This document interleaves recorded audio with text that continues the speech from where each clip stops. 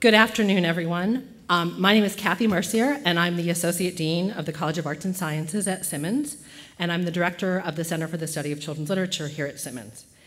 On behalf of Simmons, on behalf of the Center, and on behalf of all the important work we do in children's literature in our Graduate School of Library Information Science, in our education departments, in our English departments, and all of our dual degree programs that unite theory and practice, I have the privilege of opening tonight's program for you. I will be brief, I promise. Bertha Mahoney graduated from Simmons in 1904 and founded the Hornbook 20 years later. Just as the Hornbook was a young woman's dream about bringing together books and readers, so do tonight's festivities celebrate fine literature for young people. In my nearly 3 decades of work in children's literature, I have had 2 constant companions, Simmons College and the Hornbook. The first class of my graduate studies here was taught by Paul Hines, former editor of the Hornbook. His wife, Ethel Hines, also a formative teacher and influential Hornbook editor, was another mentor. Both Paul and Ethel hold the first honorary degrees in children's literature from Simmons. I owed Ethel my first and my last job interview ever in children's lit. That was 35 years ago. And it was an interview with the inimitable Thomas Todd, then president of the Hornbook. TT's interviews often involved a dictionary, lots of finger pointing at random words. And TT was great at picking out the hardest word in the dictionary to define, or at least the most arcane.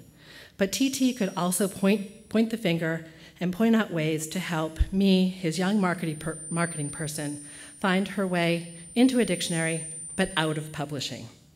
He pointed the way out. I was not meant to be at the Hornbook for more than about 9 months, and editor Anita Silvey then pointed me towards Simmons.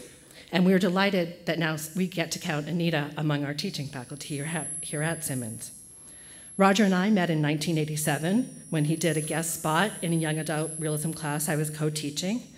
Roger arrived safely from Illinois a few hours before class and said to us, "So what do you want me to talk about?" Susan and I looked at each other, looked down at Roger's blank yellow legal pad, and wondered if this young editor for the Bulletin of the Center of Children's Books was going to get through a 3-hour graduate seminar without a single note.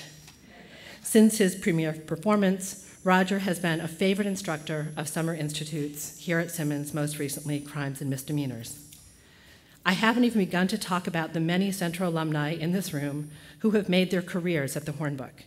In countless ways, the historical threads connecting Simmons and the Hornbook, first launched by Bertha Mahoney Miller, those threads still deepen, still intertwine, and still persist.